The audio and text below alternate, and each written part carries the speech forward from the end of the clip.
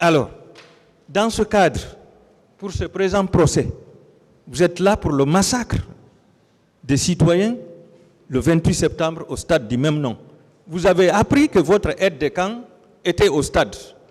Et il y avait d'autres éléments de la garde présidentielle. Est-ce que ce n'est pas un devoir pour vous aussi de demander pardon ici pour les actes qu'ils ont posés? C'est très différent, c'est très différent. Le contexte n'est pas le même. D'accord. S'il vous plaît, le contexte n'est pas le même. J'ai dit, et je réitère, je ne refuse pas le pardon. Et je réitère, je sais, puisqu'il n'y a pas de preuve, et je sais que je serai acquitté par le président du tribunal, même si je suis acquitté, je demanderai pardon au peuple. Mais avant de demander pardon au peuple, il faut que la justice fasse son travail. On ne peut pas demander pardon à des individus qui ont commis des massacres et qu'ils viennent s'arrêter pour ne pas dire la vérité. Quel pardon? Où est le sens du pardon? Monsieur le Président, donc, le contexte est très différent. Le pardon, c'est au peuple de Guinée. Non, écoutez.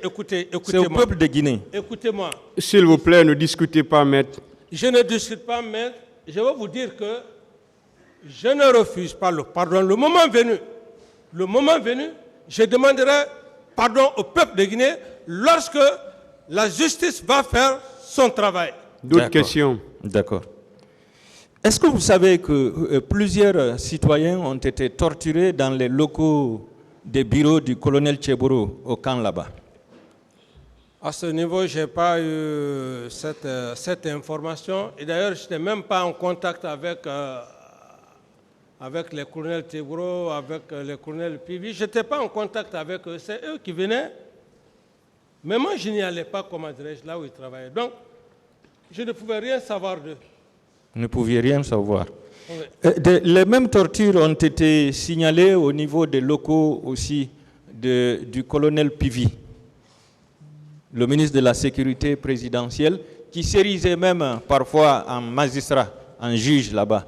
Il tenait des procès qu'il présidait. Est-ce que vous êtes informé de cela, Monsieur le Président? Parce qu'il faut aller chez une personne pour savoir où il habite, où il loge, où se trouve son salon, surtout que nous étions tous au camp Al-Faya. J'ai dit que je n'y allais pas chez eux. C'est eux qui venaient chez moi. Donc, et chez le colonel Teburo, et chez le colonel Pivi, il n'y avait pas ce contact-là. Je ne dis pas qu'on ne se voyait pas, mais eux, ils venaient me voir. Vous n'aviez pas d'informateur Par rapport à leur service, ce qui s'est passé dans leur service? Non, à la seule différence, le jour où il devrait y avoir accrochage entre les éléments du colonel Teburo et la garde présidentielle. Voilà. Là, je suis informé. Automatiquement, je suis sorti de ma chambre pour aller apaiser, comment dire, les hommes. D'accord. Est-ce que vous savez que le colonel Issa Kamara, feu Issa Kamara, paix à son âme, que vous aviez nommé, comment dirais-je, au secrétariat des conflits, il a annulé des décisions de justice pour prendre d'autres décisions à sa guise au nom du CNDD. Est-ce que ça a un lien avec ces affaires, maître? Oui, Monsieur le Président.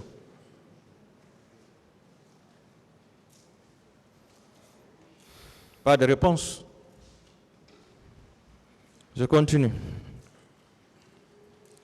Pourquoi vous avez empêché Marcel Guilavogui d'aller continuer ses études en Russie? Non, je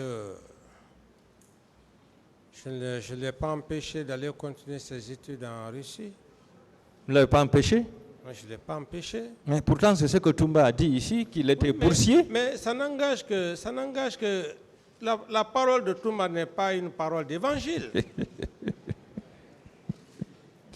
Et c'est pour cette raison d'ailleurs, vous m'obligez chaque fois à revenir sur le cas de Toumba, parce que vous faites de Toumba comme si sa parole est vraiment quelque chose. Non, Toumba c'est un accusé comme moi.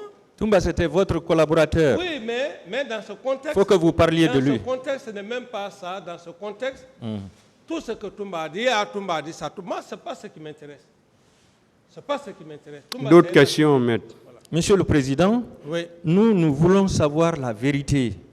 Ce que Toumba nous a dit ici, nous voulons savoir la vérité. Ça n'engage que lui. Voilà, vous pouvez dire que c'est faux ou bien que ça n'engage que lui. Merci. Est-ce que Marcel avait le niveau du CAT1? Maître, s'il vous plaît, vous pouvez aller parler dehors au téléphone. Je ne saurais vous le dire, maître. Est-ce que Abouakar Sidiki Diakité avait le CAT1? Je ne saurais vous le dire. Si Abouakar Sidiki Diakité avait le CAT1, CAT2, j'allais le savoir, mais je ne... Bégré en avait? Bégré, bon, je ne saurais le dire. Hein. Et le colonel Pivi? Le colonel Pivi, je crois qu'il a fait des formations. Est-ce qu'il ne s'est pas arrêté jusqu'au niveau du CIA, le certificat interarmé, ou bien le BIA, le brevet interarmé, oui. En tout cas, il a suivi quelques formations militaires. D'accord. Maintenant, vous nommez un responsable du régiment qui n'a pas le CAT1, 2 commandants de bataillons qui n'ont pas le CAT1,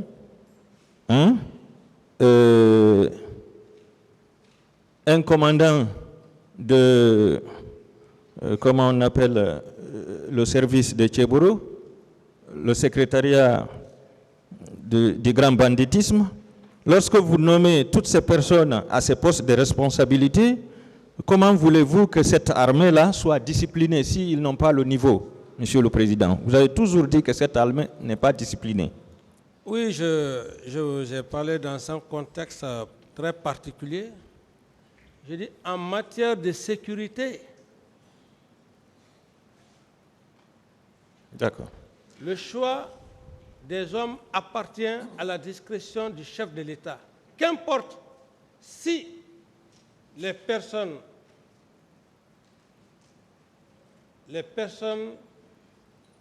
à qui la confiance leur a été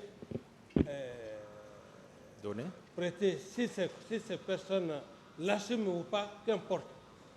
Et très généralement,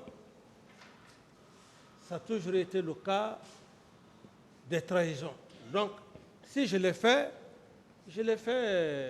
par mesure de confiance.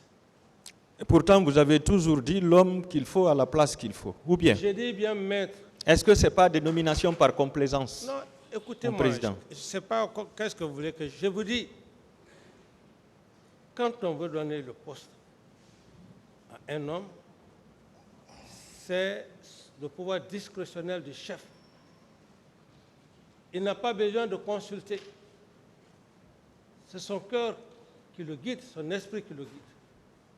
Donc ça n'a rien à voir avec tout ce que vous voulez dire, avec ceci, cela, non. D'accord. S'il vous trahit, tant mieux, c'est que vous l'avez fait sciemment. Mais s'il ne vous trahit pas encore, tant mieux, vous l'assumez.